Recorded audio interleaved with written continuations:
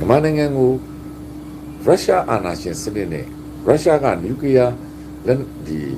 နျူကလ িয়ার အတက်ပညာတာစစ်အာဏာရှင်ကိုပေးလိုက်ပြီးဆိုရင်မြန်မာနိုင်ငံမှာစစ်အာဏာရှင်တည်မြဲဖို့ဟာတေးကြတာလောက်ရှိတယ်အခုစစ်အာဏာရှင်မှာနျူကလ িয়ার လက်နက်မရှိသေးဘူးခင်မီလက်နက်တွေမရှိသေးတာတော့အနောက်နိုင်ငံများကစစ်အာဏာရှင်ကိုဆက်ကျင်နေတဲ့ဒေါ်လာရေးကိုအပြည့်အဝမကူညီသေးတာစစ်အာဏာရှင်လက်ထက်မှာမြောက်ကိုရီးယားလိုအီရန်တို့လိုနျူကလ িয়ার လက်နက်လက်ရှိပြီးတခြားခင်မီလက်နက်ဒုံးကျည်တွေတာရှိလာပြီးဆိုရင်သူတို့တွေကူညီဖို့ဆိုတာဝေလာတဲ့ဝေးဒါကြောင့်မြောက်ကိုရီးယားနိုင်ငံအီရန်နိုင်ငံတို့ဟာညှို့လင်းချက်ကင်းမဲ့နေတာရာတပ်ပံသူတို့ဒီ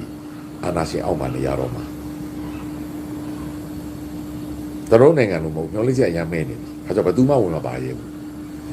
ဒါကြောင့်ဒီအနေအထားများအရာကျွန်တော်တို့ဒီကိုအားကိုမှရတော့မှာကိုညီညွတ်မှရမှာစစ်အာဏာရှင်စနစ်ကိုတကယ်ကျွန်တော်တို့တိုက်ချင်တယ်ဆိုရင်ကိုအားကိုမှရတော့မှာအကိုအားကိုပဲရတဲ့နေရာမှာကြစ်လစ်ဖို့တိတ်ကြီးဖို့အပြောသမားတွေထဲလက်တွေ့အလုံးလုံးမဲ့အုပ်စုတွေပဲဥဆောင်ဖို့ပြုပြင်ပြောင်းလဲမှု reform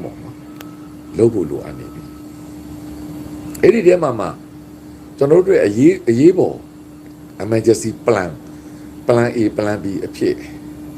ကျွန်တော်တို့ထည့်စဉ်းစားဖို့လိုအပ်နေပြီအဲ့ဒီ plan A plan B မှာအကယ်၍ရုရှားနိုင်ငံကရှေ့တိုးလာတယ်စစ်အာဏာရှင်တွေကလည်းအရန်တာကြီးကိုအကောင့်ထဲပေါ်လာရင်တရုတ်နိုင်ငံကနေတဆင့်ကျွန်တော်တို့ဒါမှဖြစ်နိုင်မယ်ဆိုတဲ့စဉ်းစားပုံကနေရှင်းကပ်မယ်ဆိုရင်ကျွန်တော်တို့ရဲ့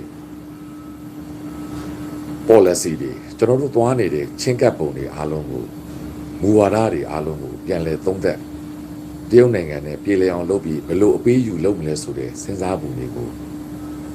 စဉ်းစားဖို့လိုလာပြီ။ဒါကြောင့်ဒါတွေအားလုံးကအ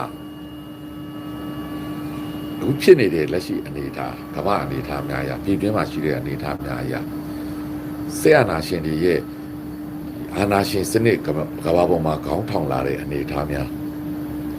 စစ်အာဏာရှင်စနစ်ရဲ့စနစ်တကျတည်ဆောက်ထားတဲ့အနှစ်80ကြာသူတို့ရဲ့ကိုရက်ကြီးအဲ့ဒီအမှာကျွန်တော်တို့ရဲ့အခုမှနိုးထလာတဲ့ຫນွေဥတော်လှန်ရေးရဲ့နှုငယ်သေးသောကိုရက်မခိုင်မြဲသေးသောမဟာမိတ်ပြုမှုများ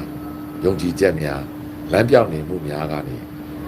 ဒီဖြစ်ပျက်နေတဲ့အနေအထားများအားလုံးကိုပထမအဆင့်ကျွန်တော်တို့ငကိုသွားနေတဲ့အနေအထားနောက်4နှစ်နောက်6နှစ်နောက်8နှစ်နောက်10နှစ်ဆိုတာကိုမချပြနိုင်လို့မရတော့ဘူးပြောချင်တာကကျွန်တော်တို့မှာဘယ်နှစ်မှာဘာဖြစ်ရမယ်ဆိုတဲ့အနည်းဆုံးခံမှန်းချက်ရှိဖို့လို့ဒီနှစ်ပြီးတော့မယ်မနေ့ပြန်ပြီးတော့မယ်တစ်ပတ်ကပြီးတော့မယ်ပြောနေတာဆိုတာတဲ့အဲ့ဒီသွားတဲ့လမ်းကြောင်းကနေကျွန်တော်တို့ဒီ plan တွေဆွဲထားဖို့လိုအပ်နေပြီ